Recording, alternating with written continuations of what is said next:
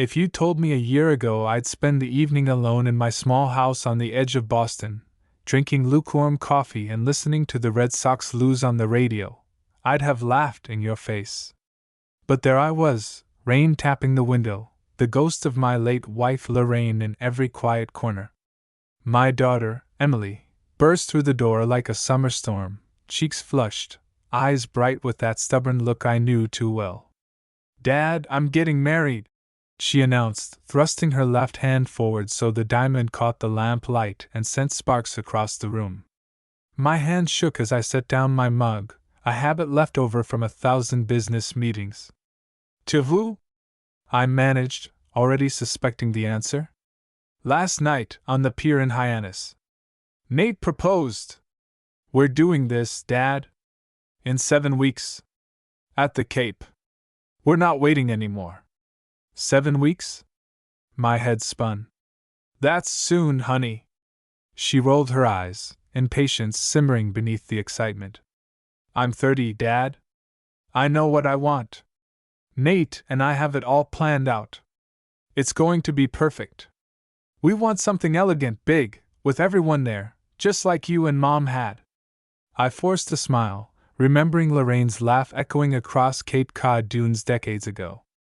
I could still picture her in her sundress, sand between her toes, planning our future on the back of a napkin at that tiny clam shack. "What do you need from me, Em?" Her answer came without hesitation. "We want you to help pay for it. Like you promised Mom you would. The Pelham house, right on the beach. Nate's friend is giving us a deal, but it's still going to run about 60 grand, all in. Flowers, band, catering, the works. I know it's a lot, Dad, but it's my wedding. My only wedding." I stared at her, trying to see the little girl who'd once built sandcastles at my feet. Instead, I saw a determined woman ready to leap into the unknown. I thought of Lorraine, always the peacemaker, and what she'd want me to do. "Of course, honey. We'll make it happen." The words came out before I could stop them, heavy with the knowledge of everything I didn't say, that I barely knew Nate, that I worried she was rushing, that weddings built on quicksand rarely stood the test of time. But what could I do? She hugged me, all relief and gratitude, and I pretended my heart wasn't breaking. Later that night, the silence in my living room felt different. Heavy. I poured myself a bourbon, sat down, and tried to remember what it was like to have Lorraine beside me when big decisions needed making. I pulled out the old photo album she'd kept so meticulously, flipping through snapshots of Emily through the years. Toothy grins at Fenway, birthday candles blown out on the porch, her first day at Boston University, my arm around her shoulders. When had she grown up? When had I become just a checkbook and a signature at the bottom of her plans? My phone buzzed. Emily again. "Nate says dinner tomorrow, 7 at the Sail Loft. He wants to talk business with you. He admires what you built, Dad. Maybe you can give him some advice." I typed out a quick reply, agreeing, already dreading the conversation. Something about Nate always set my teeth on edge, his talk of startups and angel investors, his expensive taste and easy charm. But I had to try. For Emily, for Lorraine's memory, for my own peace of mind. I spent the night rehearsing questions, my old negotiating instincts kicking in. What did Nate really do? How did he plan to provide for my daughter? Why did every story he told sound just a little too good to be true? By the time I crawled into bed, the Boston skyline blinking in the distance, I'd made up my mind. I'd give Nate a fair shot. I'd give Emily her dream wedding. But if I found anything rotten beneath all the glitz, I wouldn't stand by and watch my only daughter walk into a storm. Little did I know just how quickly that storm would come. Dinner at the Sail Loft was everything I expected and nothing I wanted. The place buzzed with after-work energy, suits at the bar, tourists marveling at the harbor view, young couples lost in each other. Nate was already there when I arrived, spinning a story to the waitress and flashing that grin that always seemed a little too eager. Emily squeezed my hand.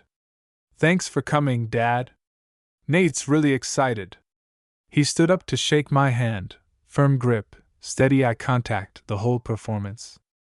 Mr. Brooks, honored to finally sit down together. Emily tells me you're the sharpest businessman in Boston. He smiled, but it was all teeth. I gave him my best poker face. I've been around a while, Nate. Seen a few things. He launched into his pitch before we'd even ordered, some kind of tech startup based out of Cambridge. Revolutionizing urban transportation. Buzzwords flew. Seed round, market disruption, scalability. I listened, nodding occasionally, but the more he talked, the less substance I heard. I asked the questions no one else ever seemed to. So what's your revenue? Who's investing? What happens if the market changes? He danced around the answers, pivoting to charm, laughing off hard numbers. Emily looked anxious, eyes darting between us, twisting her napkin under the table. Nate noticed too, squeezing her hand. Your dad just wants to make sure I can take care of you, Em. I get it. That's what any good father would do. His tone was right, but I didn't buy it.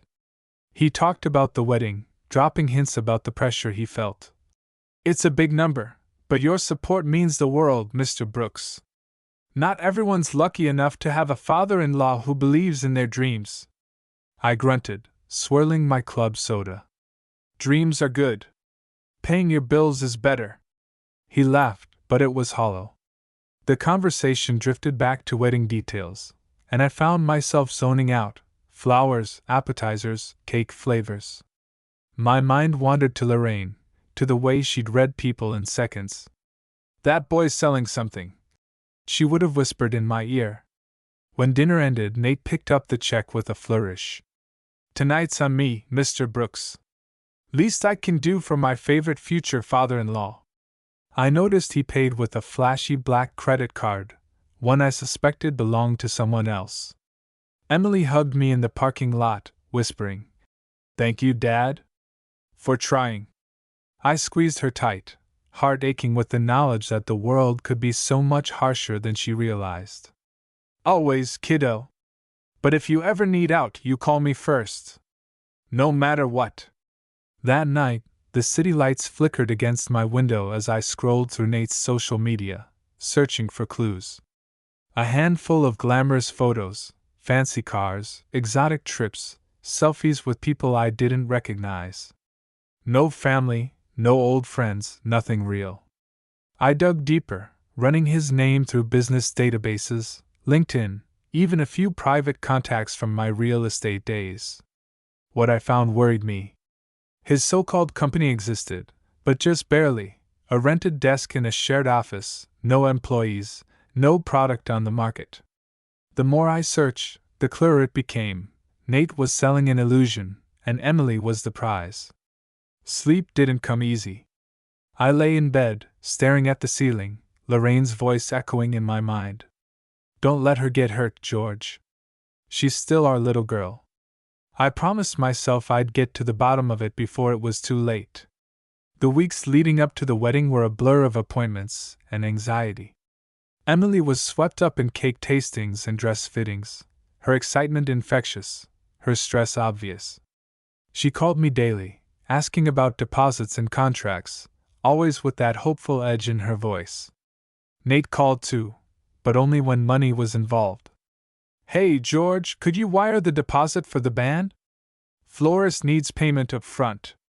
Caterer just bumped the price. Can you cover the extra? Every time I said yes, but with a growing sense of dread.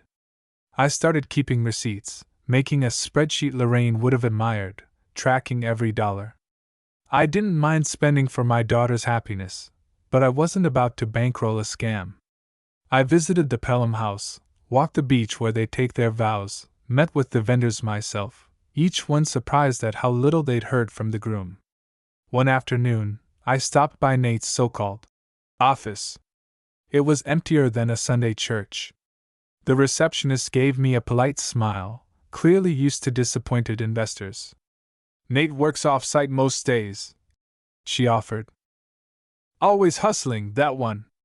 I left with a pit in my stomach. As the wedding day approached, Emily grew quieter, her calls shorter, her excitement dimmed by Nate's short temper and endless demands. She brushed it off. "He's just stressed, Dad. He wants everything to be perfect." But I heard it in her voice: doubt, fear, confusion. The night before the wedding, I sat at my kitchen table, the old house quiet except for the rain. I looked at Lorraine's picture and whispered, "Wish you were here, hon, she needs you." I fell asleep with the lights on, knowing that the next day might change everything, not just for Emily, but for all of us. I woke up early on the morning of Emily's wedding, a cold wind rattling the window panes. Cape Cod was shrouded in fog, the kind of mist that made the world feel smaller and secrets easier to hide. I brewed strong coffee and tried to steady my nerves, running through my mental checklist: rings, suit, speech, and tucked away in my pocket, a small envelope I'd hoped I wouldn't need. The Pelham house buzzed with energy when I arrived. Staff hurried through the hallways, florists arranged peonies and blue hydrangeas, and a quartet rehearsed softly in the corner. Emily was a whirlwind of silk and nerves, surrounded by bridesmaids, her laughter bright but brittle. She clung to me for a moment. "Dad, can you believe it's really happening?" I smiled, brushing a stray curl from her cheek. "Of course I can, sweetheart. You're the most beautiful bride Cape Cod's ever seen." I didn't mention the worry gnawing at my insides or the restless night I'd spent trying to decide if I should say something, do something, anything, to stop her from making what might be the biggest mistake of her life. The ceremony itself was a vision out of a magazine. The ocean was a wall of silver behind them as Emily and Nate exchanged vows, her voice steady, his a little too polished. The guests applauded, the band played, and champagne flowed like water. If only happiness could be poured and refilled so easily. At the reception, the party shifted to high gear. Nate strutted around the dance floor, basking in attention. He slapped backs, winked at the photographer, and took every opportunity to mention his upcoming IPO. Emily glowed for a while, swept along in the current, but I caught her several times off to the side, watching Nate with a troubled frown. Dinner was a blur of toasts, laughter, and too many reminders of Lorraine's absence. I sat through Nate's best man speech, full of inside jokes and thinly veiled references to big plans. As the night wore on, I tried to convince myself I was overreacting, that maybe my old man's instincts were just running wild. But every time I looked at Nate, I saw masks slipping. I made the rounds, checking on vendors, making sure tips were handed out and bills were settled. That's when I caught wind of the first problem. The band leader found me near the kitchen. "Excuse me, Mr. Brooks. Nate said you'd handle the remaining balance for tonight?" I nodded, though I was certain I'd already wired the full amount. "Send me the invoice and I'll check my records." Then the florist approached, same story. The caterer, too. Each said the same thing: partial payments, promises from Nate that the rest would be covered by the family. I felt my face flush with embarrassment and anger. Had all those payments gone through, or was Nate redirecting funds? By the time Emily found me, I was already dialing the bank, my heart pounding in my chest. She took my hand, sensing something was wrong. "Dad, what is it?" I forced a smile. "Just making sure everything's perfect, Em. Don't you worry about a thing." But I worried plenty. Halfway through the evening, Nate cornered me by the balcony, the moon casting cold light on his too white smile. "George, you having a good time? You know, this whole day wouldn't be possible without your support." He clapped me on the back too hard. "Emily's lucky to have you." I studied him for a moment, the smell of expensive cologne, and the faintest whiff of fear under the surface. "You sure all the vendors are paid, Nate? I'm hearing otherwise." He brushed it off with a laugh. "Just a little mix-up. It's handled. No worries, old man. Relax and enjoy yourself, old man." He said it like a joke, but there was a sting to it. I didn't let him see my frustration. As the night wound down, guests gathered for the big farewell. Emily tossed her bouquet, friends cheered, and the newlyweds prepared to slip away to their honeymoon suite. That's when Nate's past finally caught up. A tall, broad-shouldered man in a charcoal suit strode into the hall, his presence part thunderstorm, part judge. The room hushed instantly. Nate's face turned the color of skim milk. "What the hell are you doing here?" he hissed. The man ignored him, looking right at me. "Mr. Brooks? Curtis Blackwell. I believe you, and I have some business to discuss. And I have some papers for your son-in-law." Gasps went around the room. Nate tried to bolt, but Curtis intercepted him, pressing a thick envelope into his hand. "You've been served, Mr. Simmons. Fraud. Embezzlement. Wire fraud. The list goes on." Emily stood frozen, her bouquet forgotten on the floor. "Nate! What is he talking about?" Nate tried to laugh it off, but his bravado was gone. He fumbled for words, hands shaking as he scanned the legal documents. Curtis turned to me, his tone gentler. "Mr. Brooks, you have my thanks for making it possible to track him down. We've been looking for Mr. Simmons for almost 2 years. The entire reception was silent, eyes locked on Nate as his world unraveled in front of everyone he tried to impress. For a second, I almost pitied him. Almost. Emily's pain was all that mattered now. I went to her, put my arm around her shoulders, and led her away from the mess Nate had created. "We'll get through this, Em. I promise. No matter what." Behind us, the perfect wedding became a crime scene, phone cameras raised, whispers flying, a fairy tale ending in disaster. And in that moment I knew, sometimes a father's love means stepping in, even if it means everything falls apart. The drive home from the Cape felt longer than it had in years. Emily was silent beside me, still in her wedding dress, her phone buzzing with messages she refused to answer. I kept glancing at her in the rearview mirror, the way she stared out the window, shoulders squared but trembling, the bouquet wilted in her lap. The car filled with the scent of salt and peonies, but it felt like we were leaving a funeral, not a wedding.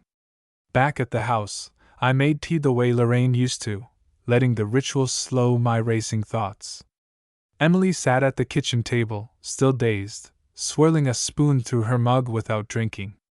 Finally, she spoke, her voice hoarse. "Dad, how much of that did you know? Did you know what Nate was?" I set my cup down, the clink louder than I intended. "I suspected, Em. I didn't want to believe it, not at first. But the signs were all there. The money, the stories that didn't add up, the way he treated people. I tried to dig, but he was slippery." She nodded slowly, tears in her eyes but not falling yet. "I feel so stupid." "Don't you dare," I said softly. "You loved him. That's not stupid. The world's full of people who know how to spot a good heart and take advantage. You learned a hard lesson, but you're not alone." Emily finally looked up, and I saw Lorraine's steel in her eyes, the same stubbornness that had carried our family through tougher times than this. "What do we do now?" "We get through it," I said. "First, we call every vendor and cancel every outstanding payment. Whatever isn't delivered, we don't pay for. Whatever is, we negotiate. Curtis will handle the legal mess with Nate, he said so himself." We spent the next morning making calls: florist, caterer, band, photographer, hotel. Some were sympathetic, some were just business. I kept records of every conversation, every canceled payment. By lunchtime, the stack of bills had shrunk, but so had Emily's savings. The wedding was supposed to be the start of her new life, and instead she was sorting out the damage left behind by a man she thought she knew. The doorbell rang as I finished my sandwich. I opened the door to find Curtis Blackwell standing there, briefcase in hand. He offered a firm handshake, his expression all business but with a hint of kindness. "Mr. Brooks, Emily," he greeted us both. "I thought you'd like an update. The authorities have Nate in custody. He'll face trial for multiple counts: wire fraud, embezzlement, identity theft. Your cooperation made a difference, George. Thank you. Emily's voice was small. Will we ever see him again? Curtis hesitated. It's unlikely. He'll be tied up in legal battles for years. But if you're worried about your own liability, rest easy. You were victims, not accomplices. He handed me a folder. These are documents for the bank, the vendors, anyone who needs proof that Nate committed fraud. If anyone tries to collect, send them to my office. I thanked him, relief washing through me, though it did little to erase the ache I saw in Emily's face. After Curtis left, Emily finally allowed herself to cry, deep sobs that racked her entire body. I sat beside her, just as I had after her first skin knee, just as Lorraine would have, holding her until the storm passed. She eventually fell asleep on the couch, and I covered her with the old Red Sox blanket, hoping it might bring her some small comfort. That evening, I sat alone in my office, organizing receipts, cancellation notices, and Curtis's paperwork into neat folders. It wasn't until the sun slipped below the horizon that I allowed myself to feel the anger I'd been swallowing all week. Anger at Nate for what he'd done. Anger at myself for not seeing it sooner. Anger at a world where people like him could drift from city to city, leaving broken hearts and empty bank accounts in their wake. But most of all, I felt gratitude, for Curtis's help, for the friends and family who'd already reached out, for the strength I saw in Emily. She would recover. We both would. We were Brookses, after all. We didn't quit just because the wind turned against us. The next morning, Emily was up before me, dressed in jeans and one of Lorraine's old sweaters. She made breakfast, real breakfast, eggs and pancakes and coffee strong enough to put hair on your chest. She set a plate in front of me and managed a shaky smile. No more pity parties, Dad. If Nate thought he could ruin my life, he clearly never met a Brooks. I laughed for the first time in days, genuine and warm. That's my girl. We spent the day cleaning up, returning gifts, writing thank you notes to the few vendors who'd shown kindness, and ignoring the rest. Emily called her job and asked for her old hours back. By afternoon, she was making lists, setting goals, talking about the future. That night, as I stood on the porch, the spring air smelled like rain and hope. I looked up at the stars and spoke to Lorraine. We did it, hon. We kept her safe, even if she'll never know how much it cost. The worst was behind us, or so I thought. But life has a way of throwing curveballs, especially to those who think the inning is over. Spring on the Cape has a way of bringing things back to life. The daffodils came first, bright spots in the garden Lorraine once loved. Emily and I started taking long walks, down to the harbor, through the old neighborhood, sometimes just to clear our heads and remind ourselves that life could be good again. Neighbors waved and offered condolences, a few brought over casseroles and lemon squares. People can be kind, especially in a small town when news travels faster than the tide. Emily threw herself into work, spending late hours at the office, picking up extra shifts, filling her days so she wouldn't have to think about what was lost. She was tougher than I'd ever realized. Still, I caught her sometimes, staring out the window at dusk, twisting that old class ring of Nate's she'd found in a box of leftover wedding favors. She never said his name, but I knew what haunted her. I tried to keep my own routine. Mornings with the paper and too much coffee, afternoons fixing things around the house that didn't really need fixing. Evenings, I'd watch the Red Sox or reread Lorraine's favorite books, her handwritten notes in the margins of comfort when the world felt unsteady. I wanted to protect Emily, but you can't shield someone from their own heartache. All you can do is stand by and let them heal in their own time. One Saturday, I found Emily at the kitchen table with a stack of envelopes and a notebook. She'd made a list of everyone owed money for the wedding, vendors, friends who'd helped, a couple of relatives who'd flown in early and spent too much on hotels. She was determined to pay everyone back, even if it took years. You don't have to do this all alone, Em, I said, taking a seat across from her. She shook her head. I know you'd help, Dad, but this is my mess. I can fix it. Her voice was strong, no trace of self-pity. I admired her grit. Still, I offered to help her write the letters, tracking down addresses, digging through emails. One by one, we marked off names, and each check sent felt like closing the door a little more firmly on the past. Late that afternoon, the phone rang. It was Curtis Blackwell. He spoke quietly, but there was pride in his voice. Nate Simmons took a plea deal this morning. He'll be serving time and making restitution to his victims, including you and Emily. I thanked him, not sure whether to feel relief or something darker. Justice was done, but it wouldn't erase the pain or the lost trust. Emily just nodded when I told her, silent for a long time before she said, He doesn't get to live rent-free in my head anymore. With legal matters winding down, I found myself reflecting on what it meant to be a father.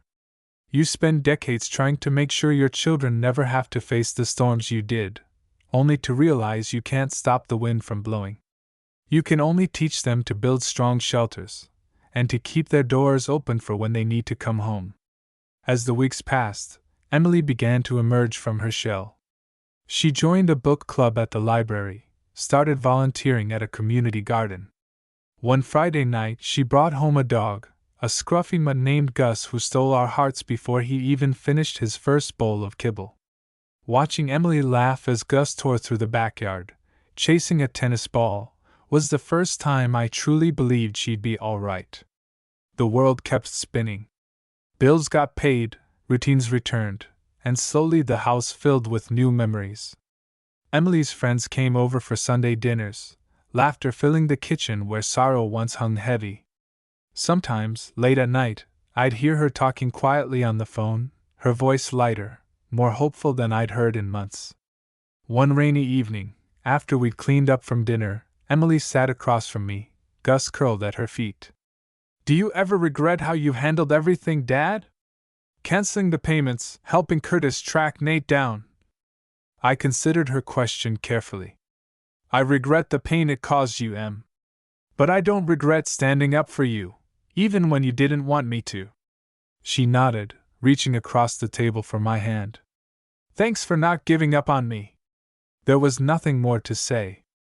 Sometimes love looks like sacrifice, sometimes like tough decisions, sometimes just like being there, quiet, steady, and ready when you're needed most. Before bed, I found myself outside on the porch, watching the rain. I thought about Lorraine, about all the storms we'd weathered together, and the strength she'd passed down to our daughter. We did all right, hon, I whispered to the night. She's gonna be just fine. But life, as I've learned, doesn't end with the first sign of healing. Sometimes, the next chapter is waiting just around the corner. Summer settled over Boston, and the city seemed to breathe again. Emily started smiling more, the kind that wasn't just for show. Gus, our new four-legged tornado, kept us both busy. Walks along the Charles River, trips to the dog park, chewed-up slippers and all. I caught glimpses of Lorraine and Emily every day, the way she scolded Gus gently, how she organized her bookshelves by color, her stubborn streak when faced with a problem. There's comfort in seeing pieces of the past live on and the people you love. Work picked up for Emily. Promotions, new projects, invitations to office happy hours. She'd come home later and later, shoes kicked off by the door, dropping onto the couch with a tired but genuine grin. I'm good, Dad. Really. I believed her more each time. One Thursday, she invited me to join her and some friends for trivia night at a pub in Beacon Hill. I almost said no, old men and bars don't always mix, but she insisted, so I went. The place was packed, laughter bouncing off the brick walls, the smell of burgers and onion rings filling the air. Her friends welcomed me warmly, and by the second round, I was answering more history questions than the 20-somethings could handle. Emily beamed, proud and a little embarrassed. I realized something important that night. I wasn't just getting my daughter back. I was meeting the woman she'd become, resilient, funny, a survivor. She still stumbled sometimes, but she never stayed down for long. Every now and then, I'd get a letter in the mail about Nate's case, progress updates, small restitution checks, apologies from banks and vendors who'd been fooled like the rest of us. Each envelope was a reminder of the mess we'd crawled out of, and a sign that justice, slow as it may be, eventually comes around. One Saturday, as I washed my old pickup in the driveway, Emily joined me, a sparkle in her eye I hadn't seen in months. "Guess what?" she asked. "I got an offer to lead a project at work. It's big, Dad. Might mean some travel, maybe even a move someday." I feigned outrage. "Leave your poor old man alone in Boston? Who'll keep Gus from chewing the mailman's pant leg?" She laughed and elbowed me. "You'll have the neighborhood talking if you don't watch out." But beneath the jokes, I was proud. She wasn't just moving on, she was moving up. The world hadn't broken her, it had made her braver. As the weeks passed, we found our rhythm. Sunday mornings meant pancakes and the crossword puzzle. I'd read the headlines out loud, Emily would shout answers from the kitchen, and Gus would bark every time she got one right. The quiet pain that had haunted our house faded, replaced by warmth and a new kind of hope. The news from Curtis was steady. Nate Simmons pled guilty. 18 months in prison, restitution required, barred from financial work for a decade. I didn't gloat, but I slept easier knowing he couldn't hurt anyone else for a long while. One evening, as we sat out on the porch watching fireflies spark over the lawn, Emily turned to me. "I'm not sure what comes next," she admitted. "But I know I can handle it." I squeezed her hand. "You've already proved that, Em. Life doesn't always go according to plan, but the trick is knowing how to write a new one." The seasons kept changing, the garden Lorraine planted came into bloom, and our lives, damaged, tested, but not destroyed, grew richer than before. That August, we finally scattered some of Lorraine's ashes along the shore near Hyannis, just as she'd wanted. Emily read a poem, I told a story about how we'd met, and Gus tried to dig a hole in the sand, determined to add some mischief to the memory. It struck me then, this was what survival looked like. It wasn't perfect, and it wasn't painless. But it was honest, full of laughter, forgiveness, and the kind of love that stands up to the worst the world can throw at you. Back at the house, as the sun set over Boston and Gus snored at Emily's feet, I poured 2 mugs of tea, one for me, and one for Lorraine, just in case she was still listening. I looked at my daughter, strong and steady, and I thought, we've made it through the storm, old girl.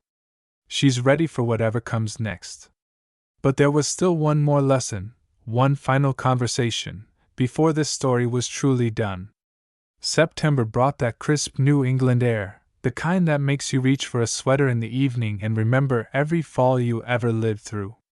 The house felt settled, peaceful. For the first time since the wedding, Emily seemed genuinely light, her laughter rolling through the kitchen, her focus shifting from what was lost to what might still be found. One Saturday, as I was finishing up mowing the lawn, Emily came outside, a hopeful look on her face. "Dad, do you remember when Mom used to say every ending is just the start of something new?" I smiled, wiping my brow. "She said it so often I started writing it in birthday cards." Emily grinned, then grew serious. "I've been offered a transfer. Providence this time. It's a step up, running my own team. I want to take it. But it means leaving here, leaving you, at least for a while." I felt the ache in my chest, the old fatherly instinct to keep her close, fighting with pride at how far she'd come. "Lorraine would be proud," I told her. "So am I. You've earned every good thing that's coming to you." She hugged me hard. "You'll come visit, right? You and Gus both." "Try to stop us," I said, voice thick. "Just let me know when you want a proper home-cooked meal. I'll drive down with a trunk full of leftovers." We spent the next week sorting through old boxes, childhood art projects, Lorraine's recipe cards, even the faded napkin from our first date. Emily packed up what she needed, leaving behind things that didn't fit her new life but would always belong to our family story. The day she moved, the house was full of friends, neighbors, laughter, and more than a few tears. Gus tried to climb into the front seat beside her, howling when she shut the door, only to leap back out for one last chase around the yard. I handed her a Tupperware of my famous chili and a note Lorraine once wrote: "Home isn't a place, it's the people who show up for you when it matters." As she pulled out of the driveway, I stood on the porch, waving, feeling the full weight of time and memory. This wasn't goodbye, just another turn in the road. In the quiet that followed, I made myself a cup of tea, turned on the Red Sox game, and started a new journal, one for the next chapter. Life, I realized, is a collection of moments just like this: letting go, holding tight, starting over again and again. A few weeks later, Emily called from Providence, her voice bright and confident. She was thriving, making friends, leading her team, exploring her new city. She met someone, too, a teacher at the local high school. "He's nothing like Nate, Dad. He's kind. Steady. He listens." I heard the hope in her voice, cautious but real. I gave her my blessing, but told her she didn't need it. "Trust yourself, Em. You've learned more than most do in a lifetime." That Thanksgiving, she drove back with Gus in the passenger seat and her new friend, Michael, in tow. The house was noisy again, filled with warmth and stories, the kind Lorraine used to tell. I carved the turkey with shaky hands, watched Emily laugh, and felt nothing but gratitude for the pain that had shaped us, the healing that followed, and the love that had survived it all. After dinner, Emily found me out on the porch, where the air was sharp with the promise of winter. She squeezed my hand and said, "You know, Dad, I wouldn't have made it without you. Thank you for believing in me, even when I didn't believe in myself." I swallowed the lump in my throat and put an arm around her. "That's what parents do, Em. We keep the light on until you're ready to find your way." As the stars blinked awake above Boston, I realized my job wasn't finished. It never would be. Life keeps changing, keeps demanding new versions of ourselves, but love is the thing that never has to be rewritten. And if Lorraine was listening, I hope she'd agree, we'd done all right. Our girl was strong, the house was full, and there was always another story to tell.